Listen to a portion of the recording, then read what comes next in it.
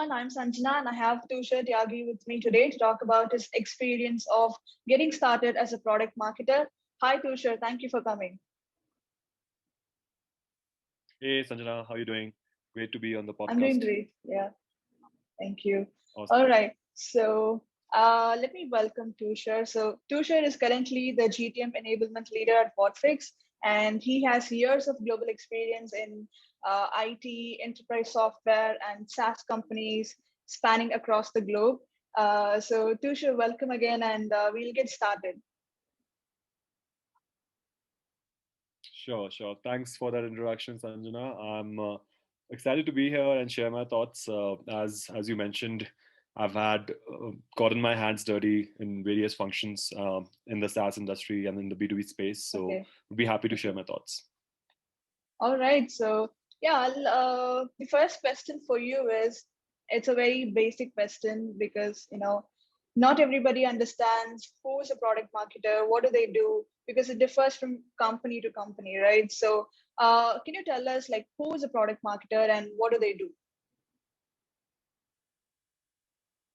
Yeah, so for me, product marketing is essentially your image of the company, right? So anything that you are sharing externally, especially in the B2B space, when you are presenting your project or your product or pitching your product to any external prospect or a customer, product marketer will decide what is going to be presented, right? How are you Yeah. going to pitch the specific product? What is the value positioning? What are the value propositions of that product? What is the differentiation of the product from the other market competitors that you have, right? So all of these messaging pointers will be provided by the product marketing team. And of course, like, it's not created in a day. Like, there's a Yeah. exercise that happens where you understand the pulse of the market. You talk to your customers a lot.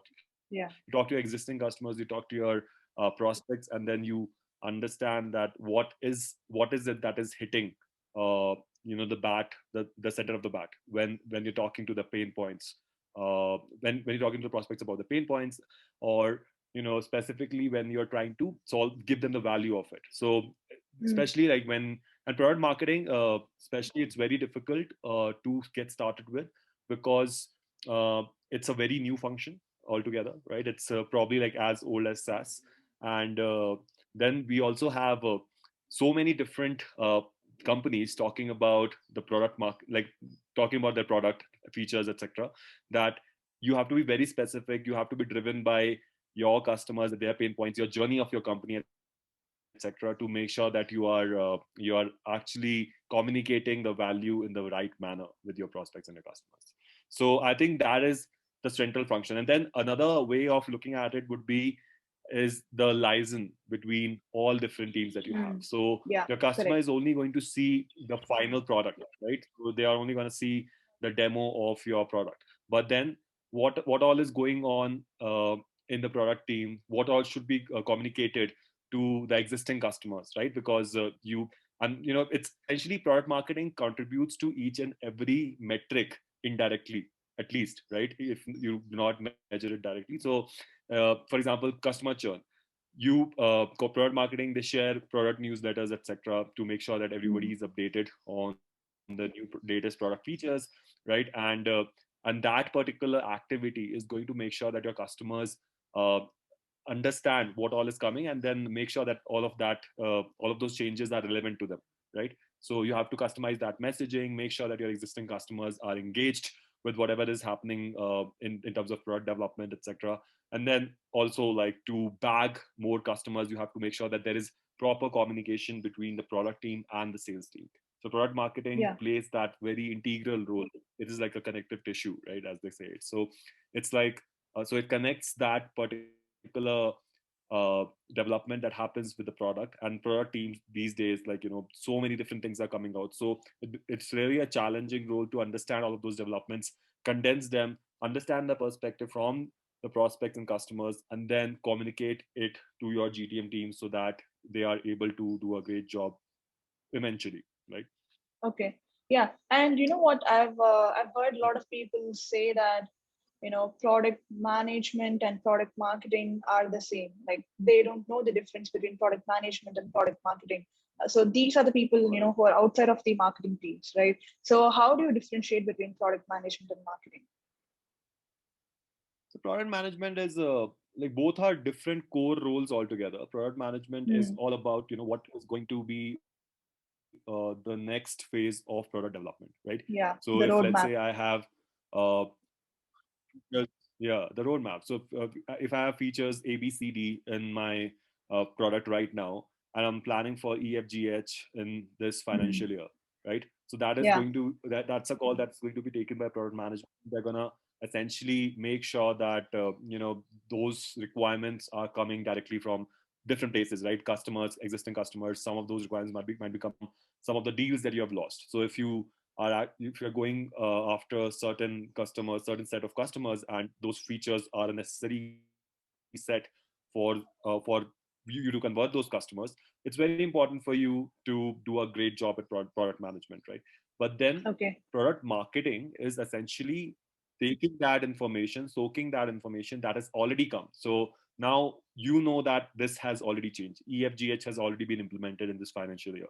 Now, how do you communicate that one with the existing customers, existing set of customers, right? And then the second is how do you communicate that in a way where we can create that excitement in the prospects as well and the upcoming customers as well, and also create a differentiation. So it's not about developing the product; it's about developing the messaging, developing that brand messaging specifically to call that, so that once everybody in the team starts using those terminologies, it becomes clear to the prospects as well as the existing customers that what has been done and how it is going to be of value to them. So I think product management creates the value and product Hmm. marketing communicates the value. Exactly. Yeah, that's well said. All right. So, like, do the roles and responsibilities of a product marketer differ depending on the stage of the company? Absolutely. So, I mean, example of Whatfix, if I have to take, right? It's that we Hmm. recently, like, our product marketing function was set up 1.5 years ago, and we have been Oh, okay. experimenting a lot with the product marketing function, and it has changed drastically. It has evolved a lot, right? So initially, we were focusing on only the aspects which I just talked about, where we were like communicating the changes that are being made in the product to the existing customers, and then we were creating messaging, collaterals, etc., that would help us differentiate ourselves and communicate the value to customers as well, right? But then now we are focusing on solution areas that we are going to target. So product marketing is basically doing the entire research on various solution areas that is our target market, that is going to be our target market in the future, and then essentially training the team on what are the pain points, what are the different persona that we are targeting, etc., and how can our product solve those pain points for those personas.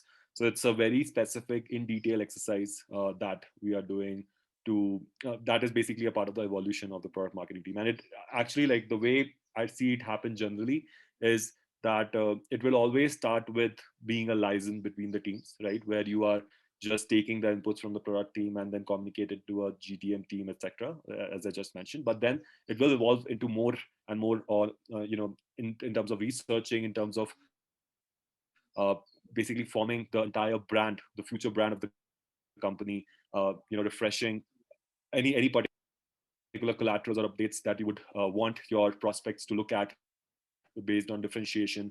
Make sure that you are always relevant in the market, right? Because SaaS is such a fast moving industry, and especially, like, so many categories are coming up. So you might not think of someone as a competitor, but they would actually end up being a competitor because they might be solving certain set of problems from your customers. Yeah, So that's it becomes true. very imperative for product marketing team to keep evolving and make sure that they are getting in depth of those functions. And specifically for from the research standpoint, it's important because only when the company as a whole understands the major pain points of your customers or prospects can you create your future roadmap as well as future communication Yeah. roadmap. So when I say future communication roadmap, it's going to be how many touch points do you need with your existing customers. So it might be today just a mail that is going out which talks about the product releases that have happened in the past, but then eventually you can also have communication in different manners. For example, in customer meetups, etc., that you would organize, and product marketing can form a part of that as well. So customer marketing and advocacy can be a sub function within product marketing, where you are talking to your customers and understanding, and basically like organizing meetups, and then sharing those product roadmap features, etc., so that this is another platform for you to actually communicate with your Okay. customers and make sure that they are This is interesting. all abreast with. Yeah. So yeah, it's as I mentioned that a lot has been changing in the function itself, and it is evolving in a way where it's going in depth of you know each of the teams. So let's say if it's a customer success team, then the product marketing Mm. angle of it will be how do you communicate the latest feature releases to the customers. If it's the sales team, then product marketing's like responsibility is to make sure that you're communicating the new pitches, the new features, etc., and how to call them out. And then there's an entire research that goes beyond, like behind the curtains, right, where you actually talk to your existing customers and find out what is the terminology that the industry is using. Are the customers comfortable with it, etc. And you just, after doing this exercise, you are able to form the nomenclature of your product, that is where your customers are most comfortable using all of the names that you've had for all of your functionalities, right? So that's one exercise. And then another one can be, like another example can be where you are researching on specific personas and then finding out the key challenges that they face in their day-to-day life, which Yeah. the product has a potential to solve, and then basically communicating that to, again, to the GTM team, so that they can share that with the prospect. They can understand better now that, okay, Yeah, that's this true. is definitely a. So to give you an example, if HR is the space, is a persona, right, and we understand that Mm. HR team has to follow up a lot with people to fill out their performance reviews, etc., right? So then Mm, if mm, that is a mm. pain point, then identifying that pain point at different levels, uh, does the HR manager has the problem, or will the HR director have this problem, or will the VP of HR have this problem? All the problems will differ based on the roles, because an HR manager might be more worried about the day-to-day operational activities, and if we can solve it for them, then they would be interested in listening to our product, right, and the pitch that we have. So creating all of this baseline based on the research that you can do, primary, secondary, etc., you would be able to now create a value proposition that strikes the middle of the bat whenever you're talking to the prospects. That is very interesting. All right. So you're talking about, Whatfix, like when Whatfix started the product marketing function, which is like 1.5 years back. So, like, at what stage of a company should a company, like, at what stage of the company should we hire a product marketer? I would say that whenever your team is, like whenever you start forming different functions of your team. So, for example, if you are at a very early stage where everybody who is not building the product is selling the product, right? So Mm-hmm. let's define the stages first. So let's say you are a company with less than 10 employees, right? And there are, like, let's say 50% bandwidth is divided for tech team as well as the selling, sales and marketing team. So Marketing, yeah. now at this point of time, it's kind of like everywhere is wearing all the hats, right? And then everybody is selling, trying to make sure that the product and the world reaches out there, writing about it and posting about the product on different social media handles. That's definitely not a stage where you would want to hire product marketing, right? Product marketing comes into picture, I think, when you have a company with, let's say, more than 50 employees, right, where you Okay. have a function for sales, for like your marketing team is budding Yeah. as well, and then you understand that, okay, now I need someone, or I need a team that would communicate, like that would take the inputs from the product team and then communicate it to the sales team. Because right now, like if you Mm. are less than 10 people, then it's a very close knit kind of an environment, Yeah. right? And you can still have a proper channel of communication between the product team and the sales team, etc., so that there's no ambiguity. And there's But then when the team scales up, for example, if you have a sales team of 40 to 50 people, now, to ensure that there's consistency across the team members, right, in terms of when they are pitching, messaging, etc. So it becomes very difficult, because now product team is not gonna basically tell each and every person that this is what we are building, and then everyone will be understanding it differently. So that is where the liaison parts comes in. So I think in Okay. terms of employee strength, if you have greater than 50 employees, I think that might be a good milestone to start thinking about product marketing and implementing it. And you can always start with hiring one resource who is dedicated to this particular function, and then growing from there.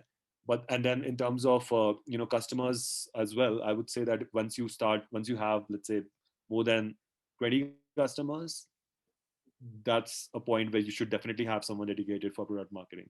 So the way I see it is essentially like, once you reach these kind of milestones as a startup, it's very important that you start thinking about building different functions and specializations so that you can essentially make sure that you can scale up, right? Because product marketing is a scale friendly function, so it will help you scale well with respect to your different teams that you have.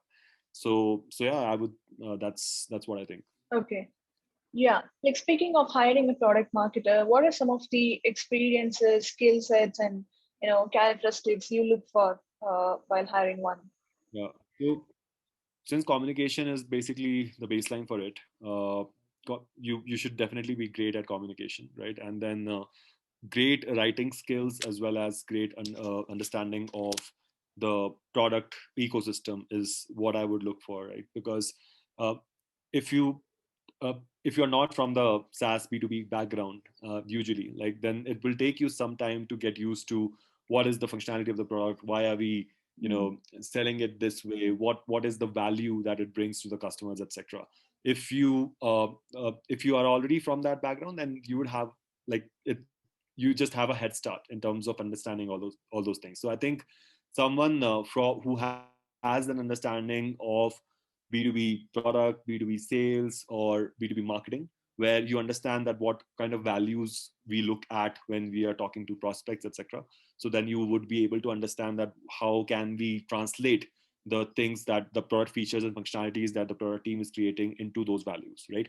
And then eventually, like, a great communicator, because you have to not work with one team or within Yeah. like a close group of people. You are the one who is breaking the silos, right?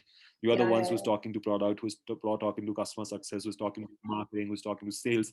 So that's essentially going to be a very dynamic person who is going to talk to all these people, and then Yeah. make sure that there is sanity, right? So that, like, everything is working towards a common goal, which is going to be like the common value that the company wants to communicate to the end customers and prospects.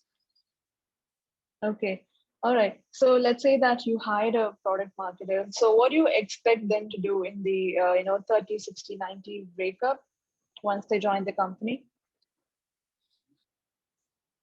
Yeah, so I would say that for the first 30 days, it's very essential for them to understand the product and the customer stories. So uh, if you, like, do a good job of understanding how the company and the product has been helping the existing customers, along with the different functionalities of the product, you'll be able to you'll be able to basically understand that this is the major value that we are providing towards the end of the day, right? And then Mhm. when you understand that, after 30 days, then you can start basically bringing in your ideas, because now you have gotten some understanding of the product. You have met your team members, right? You met different teams, etc., to understand what is the DNA of those teams, Yeah. as well. So once you do that within the first 30 days, then that's the time when you would start building your plan for the product Okay. marketing, right? And then it would always differ, because it's not like, every organization does not grow in the same way. If, let's say, as an organization, I am very strong already in sales, right? So I have already got a good set of salespeople who are great at their jobs, etc. So then in that case, I would actually want to have more and more inputs from the sales team, and understand how they are pitching, what is working from them and for them, and then basically create a product marketing plan around it, where we use some of that information that is working for them, and then start converting into collaterals that can be used by the team, as well as on the website externally, as well for the company, Okay. because these are Mm. actual problems that are being solved, and we need to talk about it, right? So that's one Mm. one strategy that we can form. That's just an example. If you think that your collateral game is strong, you already have covered a lot of value, etc., in your collaterals that you have. And then but then like there is some level of sales training that is required for the team to actually use them, etc. Then the product marketing team should actually be focusing on getting that into action, right? Making sure that you get the information out to the team and help them understand how to use those in the best way possible. So at the end of the day, it's going to depend on the growth curve of the company. How has the company evolved? Which function of the company is more mature? Based on that, I think product marketing's job is to take inputs from the most mature function, right? And make sure that that communication is level up across the company. Okay. And then there, we are doing a great job in now communicating that value at the end of the day, right? So that's the 60 to 90-day thing that you can do. But yeah, again, the first 30 days have to be just talking to your Yeah. team and talking to you, like understanding the product and the customers. If you can talk to your customers, nothing like it. Yeah, yeah, that's so true. And also, like, you can, support. You can do like handle support sessions as well to talk to the customers, understand what are the Yeah, issues that they are coming up with. That's again a great exercise to start understanding your customers. yeah, And yeah, yeah, all right. So, absolutely. So if let's say customer success is sorry, please go ahead. yeah, go on, go on. I was just saying that if the customer success function is already right there, and they are talking to customers, and they are getting a lot of inputs from those customers, then again, like the first 30 days, talk to the customer success team, understand how are they doing, like how are they handling and managing the customers, what are the customers, uh, where are the customers facing issues, is there anything in terms of communication that can be done to improve the engagement of the customers, etc. And then basically creating a plan for that, right? And then that content needs to be churned out faster than the entire content strategy that you would create for your company, for your brand, etc. Okay, got it. So, like, how does your tech stack look like as a product marketer? Like, what tools do you use day in and out? Yeah, so for product marketing, we we are specifically now looking at competitive differentiator tools. For example, I think Crayon, Clue are a couple of Mhm. examples of that. And these tools like are essentially going to help us. And there's just so much of competition, right, in the SaaS industry these days. And it's important for everyone to be all updated on what all is the competitor coming with in the in the customer conversations. It comes up a lot. They are like evaluating 3 to 4 vendors at the same time, etc. So very important for you to stay on top of your competitive differentiation game. And for this, and to in order to do it efficiently at scale with all of your competitors, I think these tools are a must and becoming a must eventually.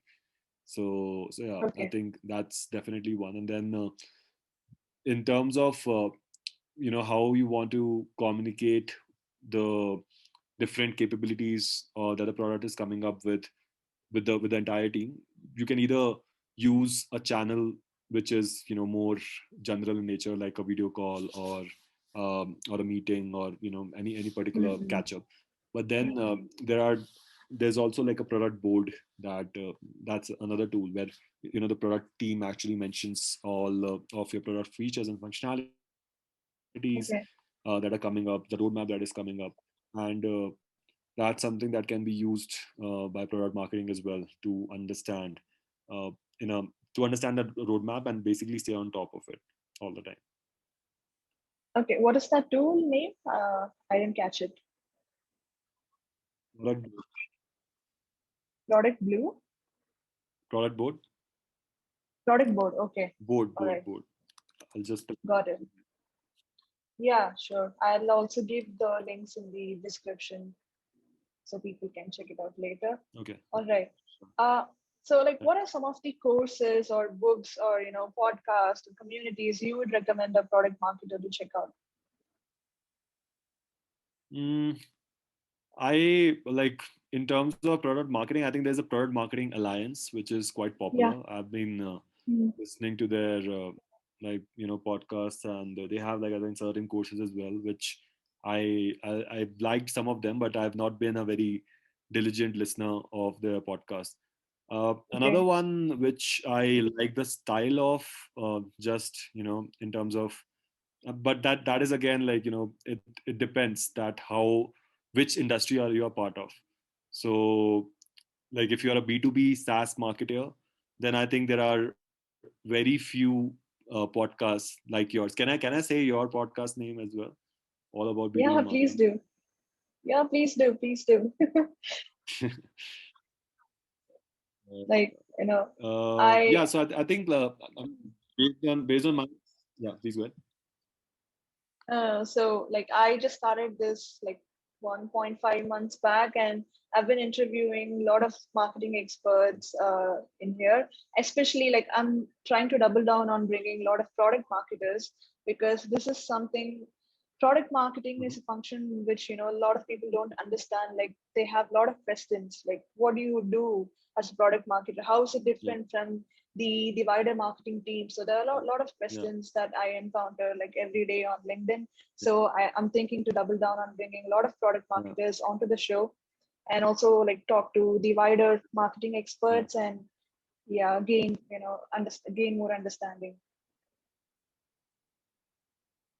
yeah, yeah. That makes sense because, I think that this is one function which is still evolving a lot. There's no set, defined boundaries of what you can do, with when you are a product marketer. Right now, there's, for every company, it has a different definition altogether. A lot of companies have like product marketing as an umbrella, and they have so many different functions as a part of it that, it's just like overwhelming to see that the function can take care of so many things in the company, right? But then, and which is why it's important to actually talk about it, I guess, and then, figure out that what are the core capabilities of a product marketer, and what can someone expect when they are starting a career, or when they are building, any particular tools for the product marketers as well. So I think that's a great initiative that you're taking. In terms of other podcasts, specifically on product marketing, I've not heard, a lot, apart from the Okay. Product Marketing Alliance. But there are like these, different podcasts that I like, which have like some flavor of it. So, for example, there's one podcast called The Growth Show, which is Hmm. uh, which is quite good. It talks about the various aspects of growth marketing, product marketing, etc. So yeah, like, I and then there are various podcasts about SaaS itself, which cover a certain aspect of this topic as well. Yeah, so from an overall perspective, I would recommend those, like the Growth Okay. Show as well as the SaaS Revolution Show, which are, I think, good, podcasts if you want to understand about the industry, overall. But for specifically product marketing, let's hope that All About B2B Marketing becomes one of the platforms for people to come and listen to, so that they can gain, Yeah, knowledge about the same. definitely. Definitely. I'll try my best to bring in a lot of product marketers to the show. All right, Tushar, it was great fun talking to Awesome. you today, and I think I've exhausted all of the questions that I had for you. So thank you so much for spending your time with me today. I loved your enthusiasm throughout the conversation. Um, I'll give you a LinkedIn link in the description so people can connect with you later. Uh, yeah, it was nice Mhm. talking to you, Tushar. Do you have anything else to add?